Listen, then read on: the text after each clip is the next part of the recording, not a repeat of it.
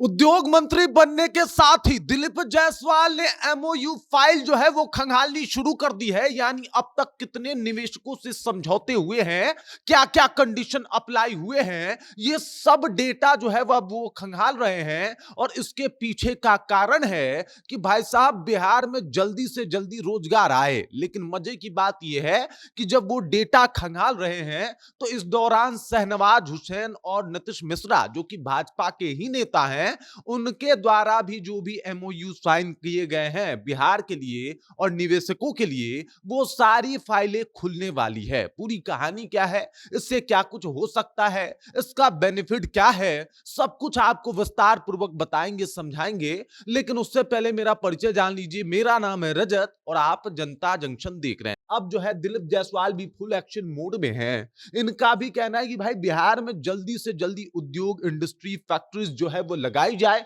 और इसको लेके एकदम से ये युद्ध स्तर पे कार्य कर रहे हैं। लगातार कार्य जो है इनका एकदम युद्ध स्तर पे चल रहा है। मजे की बात यह है कि तमाम मंत्रिमंडल जो है वो खूब एक्टिव था। दिलीप जायसवाल ने सोचा कि भाई साहब सब एक्टिव हैं, हम काहे पीछे रहे जनाब, हम भी एक्टिव होंगे। और उसके बाद दिलीप जायसवाल एक्टिव हुए और इन्होंने पुरानी फाइलें खोलनी शुरू कर दी। वो फाइल है शहनवाज हुसैन की, वो फाइल है नीतीश मिश्रा की और वो फाइल है समीर महासेठ जो कि आरजेडी के दौरान, आपको बता दूं कि उद्योग मंत्री रहे हैं। महागठबंधन का जब शासन था बीच में 2022 में, उस दौरान जो है वो आपको बता दूं कि उद्योग मंत्री थे। और उन सभी फाइलों को खोला जाना जो है वो शुरू हो गया है।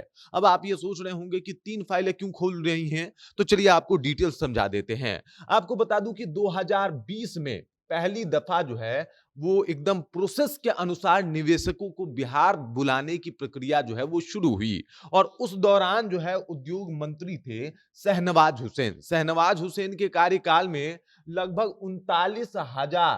39,000 करोड़ रुपए का जो है वो एमओयू साइन हुआ। उसके बाद अगर बात किया जाए तो 2022 में जो है आपको बता देता हूं कि उस वक्त समीर महासेठ जो थे वो थे उद्योग मंत्री। और उनके साथ थे उनके जो आप समझिए कि उद्योग विभाग के जो अपर मुख्य सचिव थे वो थे संदीप पौंड्रिक। और उस दौरान काफी तेजी से उद्योग को बिहार में लाने की कोशिश किया गया, जिस दौरान अदानी ग्रुप को भी बिहार में जगह मिली।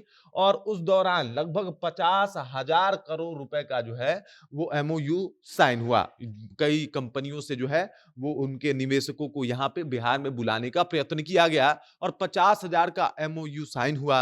उसके बाद आते हैं नीतीश मिश्रा और नीतीश मिश्रा ने रिकॉर्ड तोड़ जो है कहीं ना कहीं निवेशकों को जगह दिया बिहार में। और आपको बता दूं नीतीश मिश्रा ने 1.8 लाख करोड़ रुपए का जो है वो एमओयू साइन करवाया। अब ऐसे में ये जो डेटा है वो बता रही है कि भाई साहब एमओयू तो आए हैं, लेकिन समझौते क्या हैं, क्या क्या टर्म्स एंड कंडीशंस हैं और किन किन कंडीशन में ये निवेशक बिहार आ रहे हैं, ये पूरी जानकारी जो है अब दिलीप जायसवाल चाहते हैं। इनको पता होना चाहिए कि भाई साहब जो भी पैसे आ रहे हैं, जो भी निवेशक आ रहे हैं, जो भी फैक्ट्रीज आ रही हैं, उनके कंडीशन क्या है, किस तरीके से जो है वो बिहार में इन्वेस्ट कर रही है, पूरी जानकारी होनी चाहिए। मतलब ये पुरानी जो दबी फाइलें हैं, चाहे वो शहनवाज हुसैन की हो या फिर नीतीश मिश्रा की या फिर हो आपको बता दूं समीर महासेठ की, सबकी फाइलें खुलने वाली है। और सब फाइलों को अध्ययन करके जल्द से जल्द बिहार में फैक्ट्री लगाने का प्रयास जो है वो एनडीए गवर्नमेंट के द्वारा शुरू हो गई है। एनडीए गवर्नमेंट खास करके दिलीप जायसवाल की इसमें बहुत बड़ी मेहरबानी जो है वो देखने को मिल रही है। वो कहा ही गया था कि भाई हर एक जिले में इंडस्ट्री लगाई जाएगी, हर एक बिहार के अलग-अलग जिलों में जो है वो इंडस्ट्री की व्यवस्था की जाएगी, कंपनी की व्यवस्था की जाएगी, छोटे स्तर पे भी कंपनियों को जो है वो बढ़ावा दिया जाएगा। इसके अलावा उन्होंने कहा था कि भाई बिहार में जो है वो अलग लेवल पे काम करना है और उसको लेके हम प्रतिज्ञाबद्ध हैं। और अब देखिए काम युद्ध स्तर पे हो रहा है और इस स्तर पे हो रहा है कि भाई पुराने फाइलें जो हैं वो भी खोली और खंगाली जा रही है। और अब इस बात के ऊपर चर्चा हो रहा है कि भाई किस उद्योग मंत्री के दौरान कितने एमओयू साइन हुए हैं।